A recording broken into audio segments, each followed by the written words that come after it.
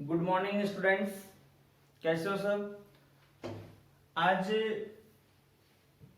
अपना जो चैप्टर चल रहा है और उसकी एक टॉपिक चल रहा है मानव जीनोम परियोजना। तो मानव जीनोम परियोजना के अंतर्गत अपन पीछे के दो वीडियो में अपन ये देख चुके थे कि मानव जीनोम परियोजना के गोल क्या थे और उसकी मेथड क्या थी। तो मैंने आपको पहले भी बताया था कि एक अपना लक्ष्य क्वेश्चन आएगा वो गोल का आएगा, या अलग से क्वेश्चन आएगा बड़ा क्वेश्चन वो मेथड का बनता है, विधि का बनता है। लेकिन यदि साथ में क्वेश्चन आ जाए तो ऐसा भी आ सकता है कि दो गोल पहुंचे आपको और उसकी विधि के बारे में पहुंच सकता है। और आज का अपना जो टॉपिक रहेगा वो रहेगा मानव जीनोम परियोजना की विशेषताएं। यानी आज अपन पढ़ेंगे जो ह्यूमन जीनोम प्रोजेक्ट है, एचजीपी है, एचजीपी की विशेषताएं क्या हैं, इनके बारे में आज अपन स्टडी करेंगे। तो इसके जो फीचर्स हैं, इसकी जो विशेषताएं हैं ह्यूमन जीनोम प्रोजेक्ट की, कि जब वैज्ञानिकों ने क्या किया, कंप्लीटली जब मेथड की पूरा एक्सपेरिमेंट किया, पूरे उसके जीन स्ट्रक्चर की स्टडी करने की कोशिश की, तो उन्होंने कौन कौन सी विशेषताएं उनको मिली, कौन कौन से रिजल्ट उनको मिले। जीन स्ट्रक्चर है, नाइट्रोजनी बेसेस है, कैसे है, क्या है, कौन सा जीन का फंक्शन है, कौन से क्रोमोसोम्स पे क्या जीन प्रेजेंट होते हैं। तो ये पूरे के पूरे जो डाटाज हैं वो डाटा उनको प्राप्त हुए। तो देखिए सबसे पहली जो बात तो अपन ये तय करते हैं कि नॉर्मली जब वैज्ञानिकों ने जीनोम में टोटल जीन्स की स्टडी की, तो आपको मैंने पहले भी बताया था कि पूर्व अनुमान ये था कि लगभग 1 लाख से ज्यादा जीन होते हैं, वो जीनोम में प्रेजेंट होते हैं ह्यूमन के। शुरू में जो लक्ष्य तय किया गया था वो गोल यही था कि मनुष्य के जीनोम में जो लगभग 1 लाख जीन होते हैं या 1 लाख से ज्यादा जो जीन होते हैं, उन जीन्स की क्या करनी है, अपन को उनका अध्ययन करना है। तो जब एक या एक से अधिक लाख जीनों के बारे में वैज्ञानिकों ने स्टडी शुरू की, तो अंततः जो फाइनली रिजल्ट मिला, जीनोम में जो टोटल जीन मिले थे वो जीन मिले थे मानव जीनोम में 25 से 30 हजार के बीच में क्या मिले थे, जीन मिले थे। 1 लाख वगैरह जो जीन थे वो नहीं थे। यानी मानव जीनोम में पहली विशेषता ये है कि मानव जीनोम में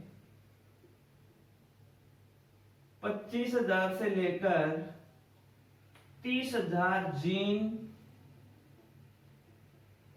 पाए जाते हैं या विद्यमान होते हैं। सबसे पहली बात तो ये थी। जबकि शुरू में अपना जो पूर्व अनुमान था वो पूर्व अनुमान ये था कि मनुष्य में लगभग 1 लाख से 1,30,000 तक क्या पाए जाते हैं, जीन पाए जाते हैं। ये बात तय हुई। अब देखिए टोटल जब नाइट्रोजनी क्षारकों की बात की गई तो 3,165.7 करोड़ नाइट्रोजनी क्षारक क्या हो गए, जीनोम में पाए गए। तो 3,165.7 करोड़ जो नाइट्रोजनी क्षारक हैं, वो नाइट्रोजनी क्षारक इसके अंतर्गत क्या हो गए, पाए गए। नाइट्रोजनी क्षारक पाए गए। नाइट्रोजनी क्षारक कौन कौन से हो गए, नाइट्रोजनी क्षारक एक तो हो गए प्यूरिन्स और एक नाइट्रोजनी क्षारक कौन से हो गए, पिरिमिडिन्स हो गए। अब प्यूरिन्स में, पिरिमिडिन्स में आपको पता ही है कि एडेनिन है, ग्वानिन है, साइटोसिन है, यूरेसिल है, थायमिन है। ये प्रमुख क्या है, प्यूरिन पिरिमिडिन क्या होते हैं, नाइट्रोजनी क्षारक होते हैं।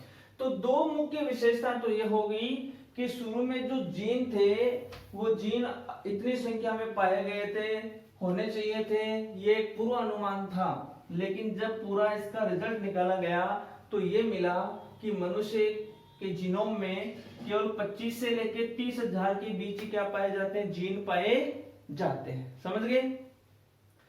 दूसरी चीज ये हुई कि जो टोटल नाइट्रोजनी क्षारकों का जितना पूर्वानुमान था एज ए बिलियन नंबर्स में, तो इसका ये हुआ कि 3165.7 करोड़ नाइट्रोजनिक क्षारक होते हैं, वही क्या होते हैं, पाए जाते हैं। ये दूसरी मुख्य विशेषता इसकी हुई। इसके बाद क्या हुआ कि यदि अपन टोटल जीन्स के बेस पे नाइट्रोजनिक क्षारकों को कन्वर्ट करें, तो सीधी सीधी सी बात ये तय हुई कि एक जीन पे औसतन 3000 नाइट्रोजनिक क्षारक के पाए जाते हैं। यदि अपन डिवाइडेड करें इनको, तो अगली विशेषता क्या हुई, एक जीन पर औसतन 3000 नाइट्रोजनी बेसेस होते हैं, क्षारक होते हैं, नाइट्रोजनिक क्षारक पाए जाते हैं। अब देखिए, ये औसत निकाला गया था कि एक जो जीन होता है उस पे नॉर्मल नाइट्रोजनिक क्षारकों की संख्या कितनी होती है, लगभग 3000 होती है, क्योंकि 3165.7 करोड़ नाइट्रोजनिक क्षारक है, 25 से 30,000 के बीच में क्या हो गए, जीन हो गए। तो अपन यदि डिवाइडेड करते हैं तो अपना जो एवरेज आता है वो एवरेज अपना इतना ही निकल करके आता है।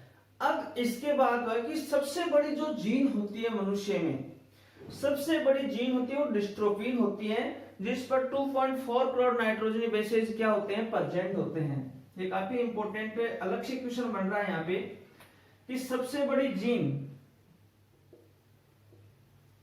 आप देखिए सबसे बड़ी जीन है, तो ये तो है नहीं कि वो लेंथ के बेस पे सबसे बड़ी जीन है, इसका मतलब उसमें नाइट्रोजनी जो क्षारक हैं उनकी संख्या क्या होनी है, अपने आप ही ज्यादा होनी है। तो सबसे बड़ी जीन कौन सी थी, डिस्ट्रोफिन थी। सबसे बड़ी जीन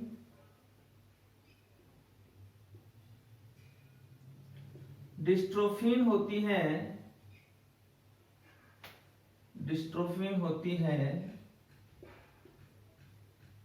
जिस पर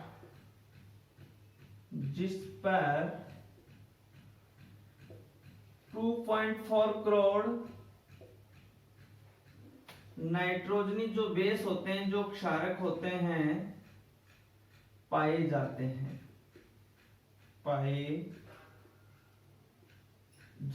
ये एक अलग विशेषता थी। उन्होंने सबसे बड़ी जीन होती है वो कौन सी होती है, डिस्ट्रोफिन होती है। टोटल रिजल्ट में मिली, और इसपे जो नाइट्रोजनिक क्षारकों की संख्या होती है वो नाइट्रोजनिक क्षारक होते हैं। 2.4 करोड़ नाइट्रोजनिक क्षारक क्या होते हैं, इसके अंतर्गत पाए जाते हैं। यानी कहने का मतलब ये हुआ कि आपसे अलग से एग्जाम में क्वेश्चन ये पूछना है कि मानव जीनोम में सबसे बड़ी जीन कौन सी है, तो आपका आंसर होना चाहिए कि कौन सी जीन है वो सबसे बड़ी है, डिस्ट्रोफिन जो जीन है वो सबसे बड़ी जीन मानी गई है। इसके बाद देखिए, अब ये जो मानव जीनोम परियोजना है, इस मानव जीनोम परियोजना के द्वारा एकल न्यूक्लियोटाइड बहुरूपता का पता भी लगाया गया। अगली विशेषता क्या है, इसके द्वारा एकल न्यूक्लियोटाइड बहुरूपता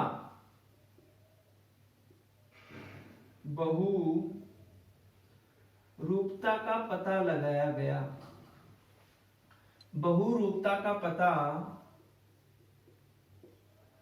लगाया गया। क्या होती है, एकल को अपन क्या बोलते हैं, सिंगल बोलते हैं, तो एस न्यूक्लियोटाइड हो गया, एन बहुरूपता को बोलते हैं पॉलीमॉर्फिज्म, तो एस एन पी। शॉर्ट में अपन देखते हैं कि आपके क्वेश्चन भी आ सकता है कि एकल न्यूक्लियोटाइड बहुरूपता क्या है या एस एन पी है वो क्या है। तो देखिए, ये अपन जब इसकी बात करते हैं तो मुख्य रूप से जो न्यूक्लियोटाइड्स होते हैं अपन देखते हैं मुख्य रूप से एडेनिन, गुआनिन, साइटोसिन्स वगैरह होते हैं।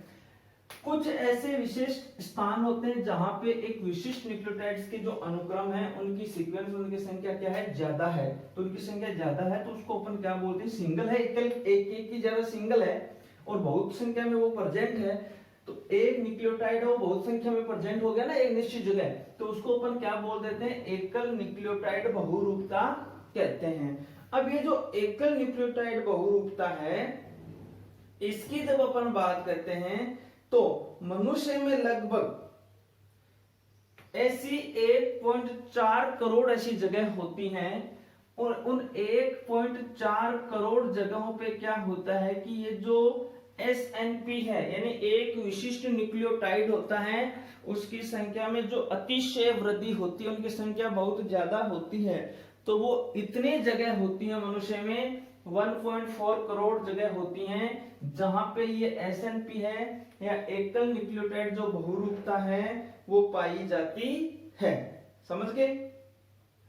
नेक्स्ट देखिए, अब उन्होंने कहा जब पूरी प्रोसेस हुई जीनोम प्रोजेक्ट की, तो वैज्ञानिकों ने कहा कि टोटल जितनी जीन्स हैं, ये टोटल जितनी जीन्स हैं, इन जीन्स में से 50% जो जीन्स है वो क्या कार्य संपादित करती हैं। समझ गए मेरी बात? यानी मानव जीनोम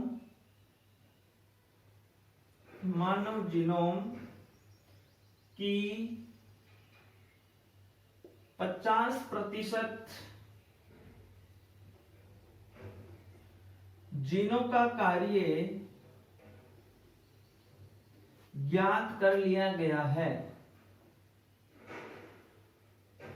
ज्ञात कर लिया गया है। वैज्ञानिकों ने बताया कि टोटल मनुष्य में जितनी जीन होती हैं, जो एवरेज में 25 से 30 हजार जीन मानी गई हैं, उन जीनों में से जो 50% जीन हैं, जो एक प्रकार के कूट लेखन का कार्य हो गया, तो कूट लेखन का विशेष रूप से कार्य होता है वो इन्हीं पे डिपेंड होता है। तो टोटल जीन्स में से 50% जीन्स कौन सा कार्य करती हैं, कौन सा महत्वपूर्ण कार्य वो संपादित करती हैं, तो उनकी स्टडी क्या होगी, ज्ञात कर ली गई। नेक्स्ट अपन देखते हैं कि टोटल अपने ह्यूमन बॉडी में डिप्लॉइड क्रोमोसोम्स होते हैं, हेप्लॉइड क्रोमोसोम्स होते हैं। तो जो हेप्लॉइड क्रोमोसोम्स होते हैं अपनी बॉडी में पाया जाता है एक्स और वाई, और इसके अलावा 22 पेयर क्या होते हैं, ऑटोसोम्स होते हैं। होते हैं नहीं होते हैं? तो इसके तहत ये देखा गया कि टोटल जो क्रोमोसोम्स होते हैं अपनी बॉडी के अंतर्गत, जिसमें 22 तो क्या होते हैं, ऑटोसोम्स होते हैं। यानी अपन बात कर रहे हैं कि 22 कौन से गुणसूत्र होते हैं, अलिंग गुणसूत्र होते हैं।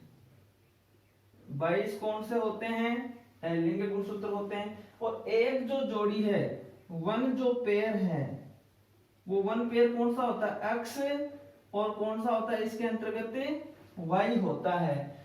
तो वन पेयर जो होता है जिसको अपन बोल देते हैं सेक्स क्रोमोसोम्स या एलोसोम। पहले मैंने बता भी दिया था आपको कि एलोसोम कहलाता है या सेक्स क्रोमोसोम्स कहलाता है, या अपन बात करते हैं इसकी तो इसको अपन क्या कह सकते हैं, लिंग गुणसूत्र कह सकते हैं। तो 22 जोड़ी जो गुणसूत्र होते हैं वो तो सेम होते हैं, और 23वां जोड़ा जो गुणसूत्र होता है वो 23वां जोड़ा गुणसूत्र कौन सा होता है, एक्स और वाई होता है।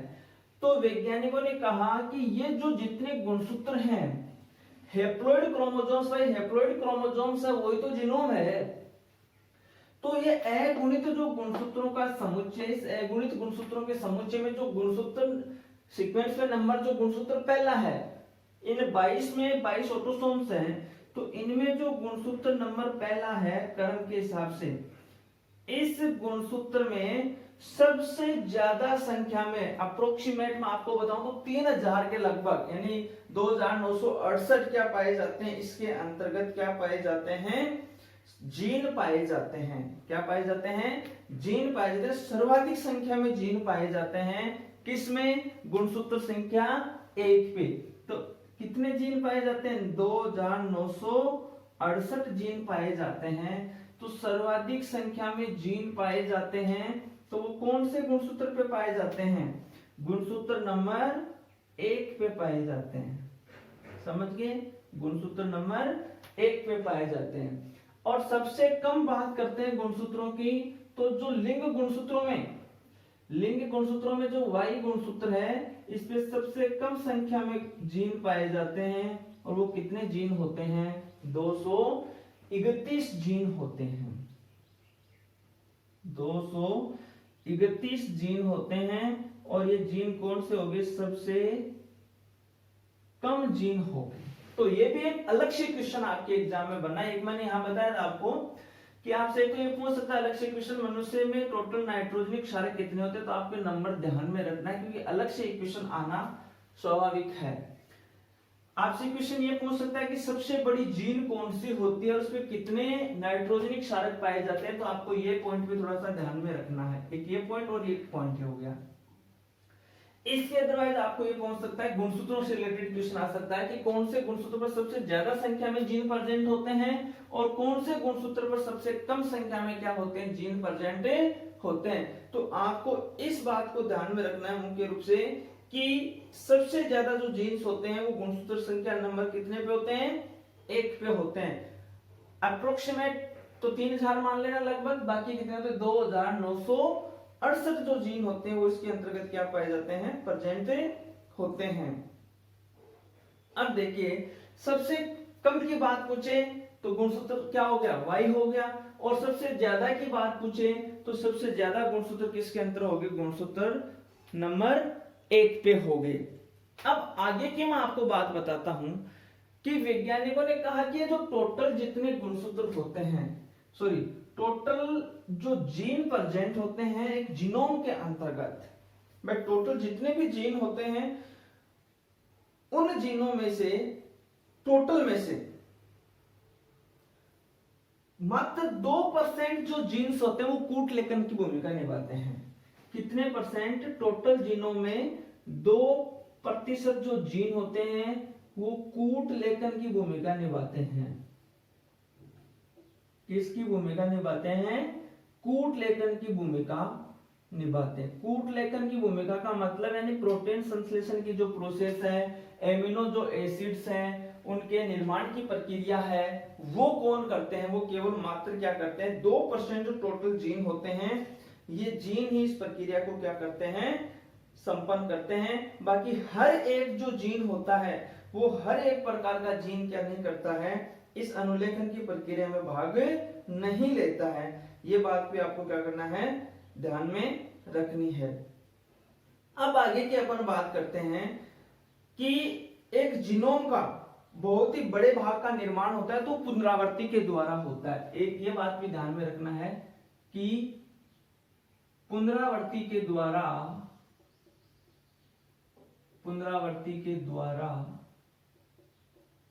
जीनोम के